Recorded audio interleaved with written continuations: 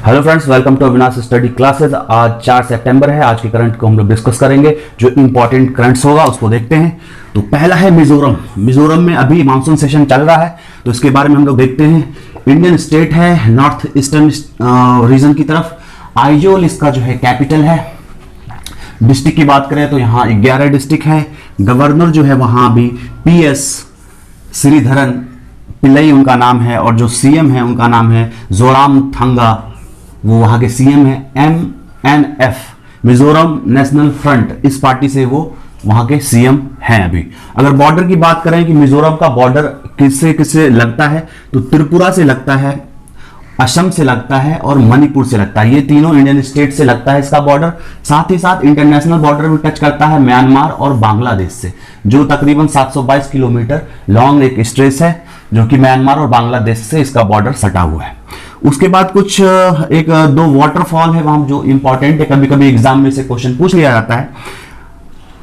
कापाई waterfall और तिराही how waterfall, ये दो वाटरफॉल है वहां पे। उसके बाद फांगफुई, या इसी को बोलते हैं ब्लू माउंटेन नेशनल पार्क, ये इंपॉर्टेंट है, इससे एग्जाम में क्वेश्चन पूछा गया भी है और आगे भी संभावना है पूछा जा सकता है। और एक है मुरलेन नेशनल पार्क, ये दो ही नेशनल पार्क है वहां पे, मुरलेन नेशनल पार्क और फांगफुई नेशनल पार्क, यानी कि ब्लू माउंटेन नेशनल पार्क। इसमें जो ये नेशनल पार्क है, यहाँ पे सबसे हाईएस्ट पीक 2000 मीटर का भी है, जो ब्लू माउंटेन के अंदर, तो उसका नाम है फांगफुई, और यहां लिख देता हूं मैं स्लांग। ओके, तो ये जो है हाईएस्ट पीक है उसके अंदर। उसके बाद कुछ प्रोटेक्टेड एरिया भी है, जैसे कि डंपा टाइगर रिजर्व। इससे तो बार बार आप जानते हैं ये क्वेश्चन पूछा जाता रहा है, डंपा टाइगर रिजर्व कहां है, तो ये मिजोरम के अंदर है। उसके बाद है Ngengpui wildlife sanctuary, और फिर है Khawnglung wildlife sanctuary, Thorangtlang wildlife sanctuary. ये कुछ प्रोटेक्टेड एरिया भी है। वहां पे एक इंपॉर्टेंट लेक भी है, उसका नाम है पलक लेक और टेमबिल लेक, ये दो इंपॉर्टेंट लेक है और बहुत ही टूरिस्ट अट्रैक्शन है इस दोनों लेक के पास, तो ये भी ध्यान रखिएगा। टेमबिल टेमबिल लेक और पलक लेक। मोरान मटक कोच राज बोंगसी, ये तीनों मोरान मटक और कोच राज बोंगसी, ये तीनों ट्राइबल ग्रुप है। किसके अंदर? असम के अंदर। अभी क्या हुआ है कि असम में जो है ये तीनों के लिए एक ऑटोनोमस काउंसिल बनाने की बात हो रही है, तो वही बिल लेके असम के अंदर आया गया है अभी। तो जैसे कि मोरान काउंसिल बिल 2020, मटक काउंसिल बिल 2020, इस तरह से बिल लेके आए ऑटोनोमस काउंसिल बनाने के लिए तीनों ट्राइबल ग्रुप के लिए। तो इस ट्राइबल ग्रुप को याद रखिएगा, एग्जाम में डायरेक्ट क्वेश्चन पूछा जा सकता है कि ये ट्राइबल ग्रुप किस स्टेट से है, तो आसामी स्टेट है। गवर्नर की बात करें अगर असम के अंदर, तो जगदीश मुखी वहां गवर्नर है, सर्बानंद सोनोवाल वहां पे CM है। ओके, और डिस्ट्रिक्ट जो है वो 33 है असम के अंदर, आप मैप में देख सकते हैं।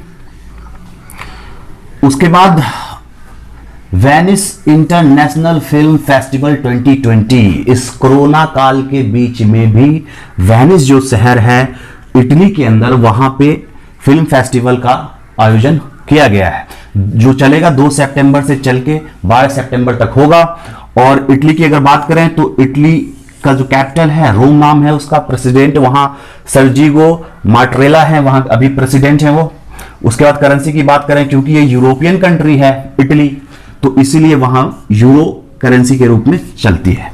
उसके बाद अगर बॉर्डर की बात करें तो आप देखेंगे नॉर्थ की तरफ से फ्रांस, स्विट्जरलैंड, ऑस्ट्रिया, स्लोवानिया, इन सब देशों से सटा हुआ है। फिर नीचे की तरफ से यानी कि साउथ की तरफ से वेटिकन सिटी रोम के पास ही है। और मेडिटेरेनियन सी जो भूमध्य सागर है, इससे बहुत बड़ा हिस्सा इसका जो है घिरा हुआ है रोम का, ऑलमोस्ट आप मैप में देख सकते हैं। उसके बाद हम लोग बात करें अगर, तो इसका 6 अगस्त 1932 को ये फिल्म फेस्टिवल शुरू किया गया था और सबसे ओल्डेस्ट फिल्म फेस्टिवल है ये। और इस बार जो इसका संस्करण है 77वां संस्करण है, 77th जो है film festival, international film festival मनाया जाएगा वेनिस का। और वेनिस जो है एक शहर है इटली के अंदर ही है। ओके, इस बात को आप ध्यान रखिएगा। इटली में एक जो है leaning tower of Pisa, tower of Pisa आपने सुना होगा, 4 डिग्री पे टावर झुका हुआ है वहां, और इस तरह से वो ऐसे करके टेढ़ा दिखता है, उसी को बोलते हैं लीनिंग टावर ऑफ पीसा। बहुत ही वो टूरिस्ट अट्रैक्शन है, तो उसको भी आपको ध्यान रखना है, वो इटली के अंदर ही है। उसके बाद हम लोग देखते हैं दोकांडी से सोनामुरा, ये जगह का नाम है। दोकांडी जो है ये है बांग्लादेश के अंदर, सोनामुरा जो है वो त्रिपुरा इंडिया के अंदर है। तो इस जगह से इस जगह तक और फिर इस जगह से इस जगह तक इनलैंड वाटरवे का सर्विस शुरू किया गया है, जो अभी 2 सितंबर से चला है। वहां से दोकांडी से, और सोनामुरा पहुंचेगा 5 सितंबर को। 95 किलोमीटर का डिस्टेंस तय करके ये कार्गो वहां से चला है। तो बांग्लादेश के अंदर जो ये जगह है और त्रिपुरा के अंदर ये जगह है, तो ये है क्या ये प्रोजेक्ट? तो इनलैंड वाटरवे प्रोजेक्ट है, इनलैंड वाटरवे प्रोटोकॉल टाइप का इसका भी रूट चलाया गया है क्रॉस बॉर्डर कनेक्टिविटी को बढ़ावा देने के लिए, और इसका नाम है PIWTT, protocol for inland water trade and transit. यानी कि इंडियन स्टेट जो त्रिपुरा है वहां से बांग्लादेश की तरफ, और बांग्लादेश से फिर इंडिया की तरफ जो त्रिपुरा स्टेट है वहां कनेक्टिविटी को बढ़ावा देने के लिए ये जो है रूट को डेवलप किया गया है। इसका नाम डायरेक्ट एग्जाम में पूछेगा। दोकांडी और सोनामुरा के बीच में जो जलमार्ग से जो कार्गो का या फिर जो मालों का आवाजाही हो रहा है वो किस देश के साथ है? तो सीधा है बांग्लादेश के साथ और इंडिया के साथ। इससे क्या होगा कि बांग्लादेश के साथ कनेक्टिविटी तो बढ़ेगी, साथ में जो नॉर्थ ईस्टर्न स्टेट है हमारा उसमें भी कनेक्टिविटी आपस में यहां बढ़ेगी। और ये किस नदी के ऊपर शुरू होगा? तो गोमती रिवर के ऊपर, गोमती रिवर के ऊपर। ओके, इस बात को ध्यान रखना है।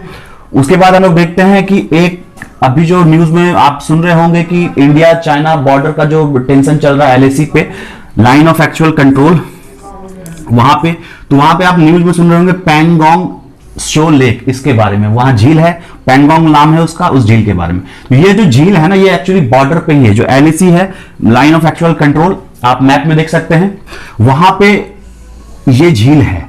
और ये इसका 40% इंडिया के अंदर है, लद्दाख के अंदर, और 60% तिब्बत के अंदर इसका पार्ट है। ये 135 किलोमीटर इसका लेंथ है लेक का, और ये लेह डिस्ट्रिक्ट में। तो लद्दाख में 2 ही डिस्ट्रिक्ट है, एक तो लेह है, दूसरा है कारगिल, आपको मालूम होगा। तो 2 ही डिस्ट्रिक्ट है।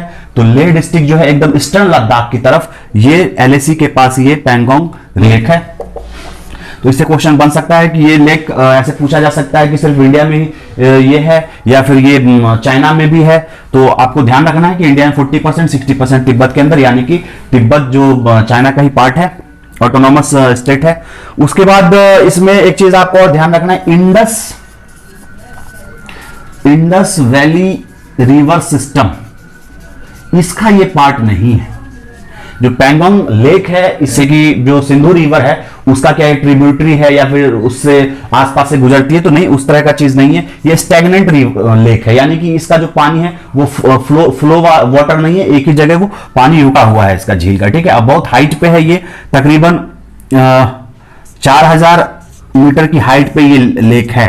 ठीक है, तो ये इंपॉर्टेंट है, लेह डिस्ट्रिक्ट के अंदर है और ये ईस्टर्न लद्दाख के अंदर है। तो यहां पे अभी चाइनीज ट्रूप जो है सो इसी पैंगोंग लेक के पास, इसके साउदर्न पार्ट में उन्होंने अभी 29 अगस्त और 30 अगस्त के आसपास जो है वो घुसपैठ कर रहे थे।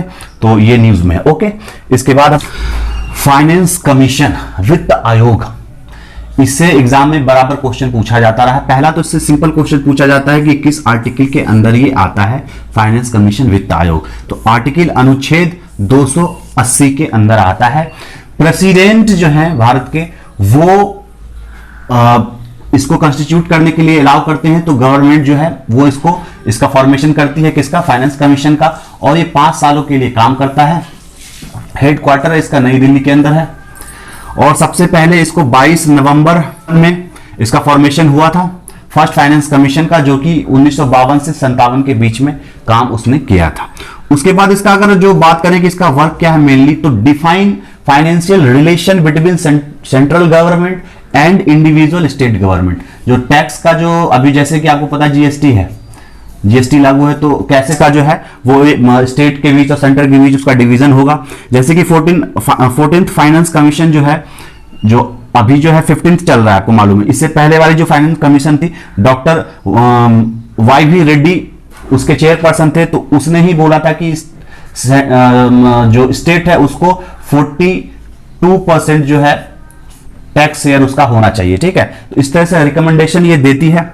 तो जो 14th फाइनेंस कमीशन है उसको 2013 में कॉन्स्टिट्यूट किया गया था और वो 2015 से 2020 तक उन्होंने काम किया और फिर 1 अप्रैल 2020 से 2025 तक काम करेगी। अभी जो कर रही है 15th फाइनेंस कमीशन, जिसको 2017 में कॉन्स्टिट्यूट किया गया था और उसके जो चेयरपर्सन है वो एनके सिंह है। एक बात और इसमें आपको ध्यान रखना है कि इसका जो बॉडी है, जैसे फाइनेंस कमीशन जो बनाया जाता है उसमें एक चेयरपर्सन होता है, ओके, और प्लस 4 मेंबर होते हैं। अब जो 15th फाइनेंस कमीशन है, एनके सिंह इसके तो चेयरपर्सन है, साथ ही साथ 4 मेंबर और होंगे। जैसे जो अभी आरबीआई के जो गवर्नर है शक्तिकांत दास, वो पहले इसके मेंबर थे और फिर बाद में जब वो आरबीआई के ये गवर्नर बन गए तो यहां से उन्होंने इस्तीफा दे दिया होगा।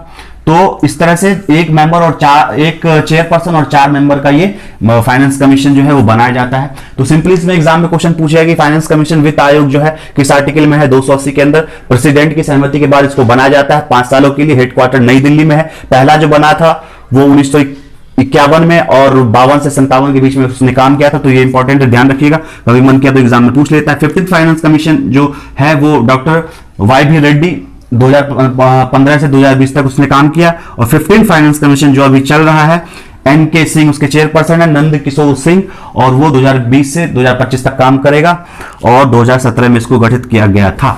तो आज के लिए इतना ही। Thank you very much. अगर आपको वीडियो अच्छा लग रहा है, यूजफुल लग रहा है, तो आप इसको अपने फ्रेंड के साथ शेयर करें, सब्सक्राइब करें, लाइक करें। Thank you very much again.